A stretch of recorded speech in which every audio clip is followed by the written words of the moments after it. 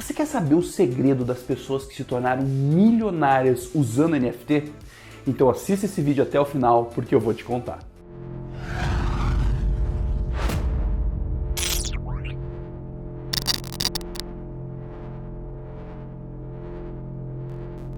Fala galera, Zé Eduardo da Heroes Park e hoje eu quero falar sobre NFT com vocês. Eu vou falar aqui sobre a definição, como funciona, algumas oportunidades e principalmente o segredo para que gere-se milhões e milhões e milhões de dinheiros utilizando essa técnica.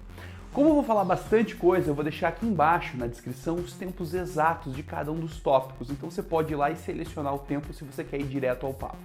Agora, se você quer saber tudo mesmo e sair daqui com um plano certinho para começar a ganhar muito dinheiro com NFT, assista o vídeo inteiro. Já vou aproveitar e pedir para vocês, por gentileza, deixarem o like aqui no vídeo. E se você é novo na Heroes Park, seja muito bem-vindo. Nós temos muito conteúdo para ajudar você no seu processo, então, por favor, se inscreva.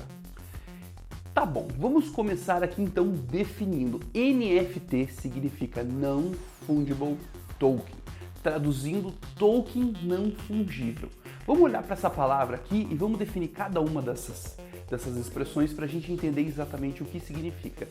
Token é a mesma coisa quando você pega, por exemplo, e faz um token no seu banco digital. Ou seja, é uma certificação digital de que aquilo que está acontecendo é oficial. Ou seja, é um certificado que de fato existe ali uma veracidade nessa informação, certo? Então, o token hoje em dia, quando a gente vai pensar, por exemplo, em criptomoedas, é a certificação de que de fato aquele dinheiro ele existe. Então, por exemplo, é o que certifica uma Bitcoin, é o que certifica o Ethereum. São todas essas criptocorrências que estão acontecendo aqui, elas precisam de uma certificação. A gente precisa saber que de fato aquilo tem valor. Então, quando a gente pensa, por exemplo, aqui numa NFT, vamos supor, você tem uma imagem e você tem NFT.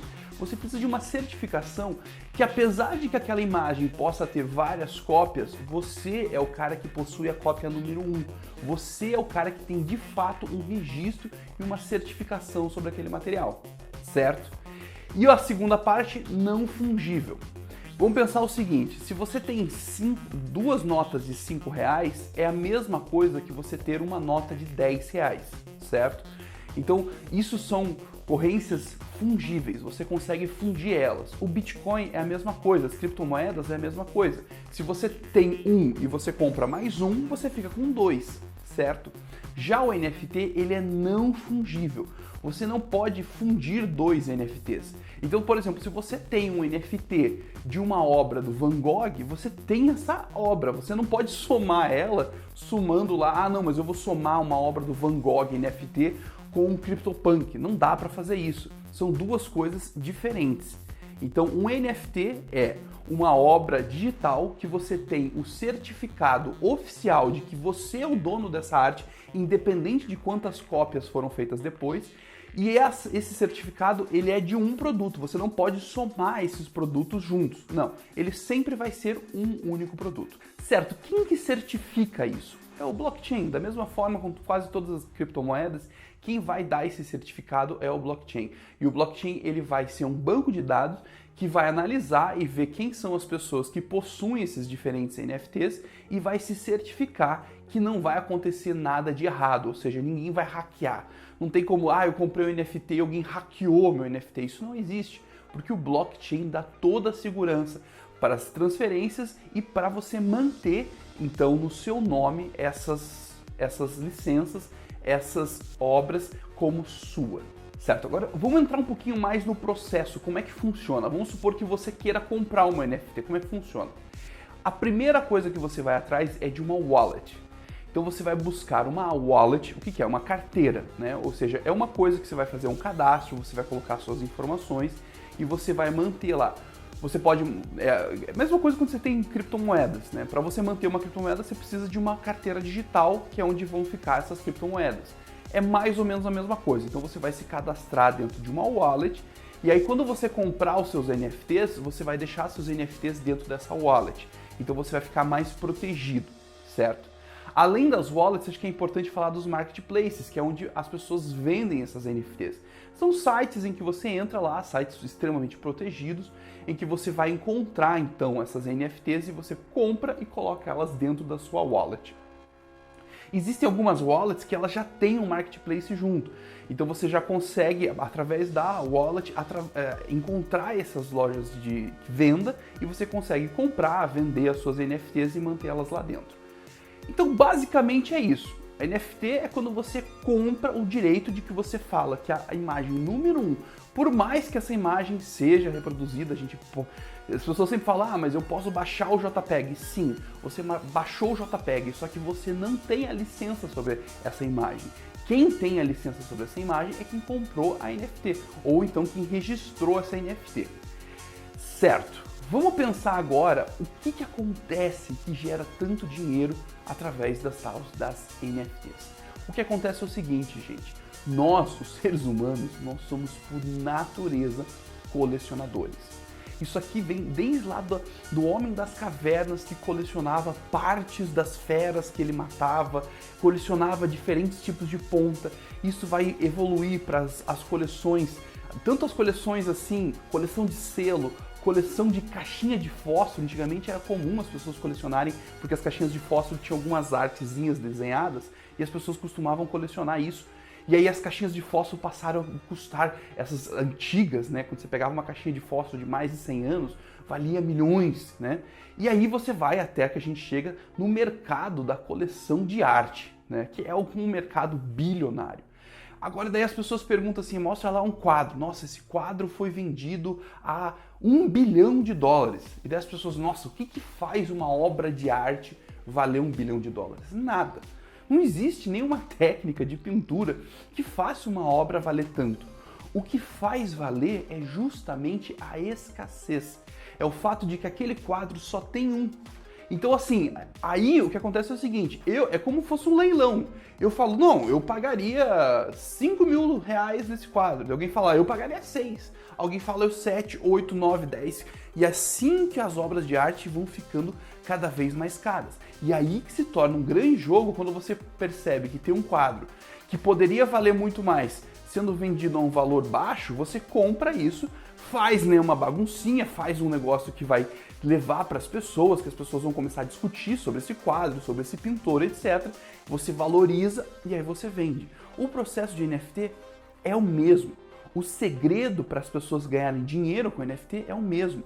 É você comprar uma arte digital, a licença dessa arte digital, esse token dessa arte digital, e aí você começar a fazer isso virar, né, uma coisa que as pessoas começam a discutir, começam a falar, e aí as pessoas começam, não, eu acho que eu quero comprar isso. Aí outra pessoa, não, mas eu quero comprar também. E à medida que várias pessoas querem comprar uma coisa única, o valor sobe. Então é por isso que é interessante a gente pensar que quando a gente pensava no mercado de artes digitais, o grande problema sempre foi a questão da reprodução.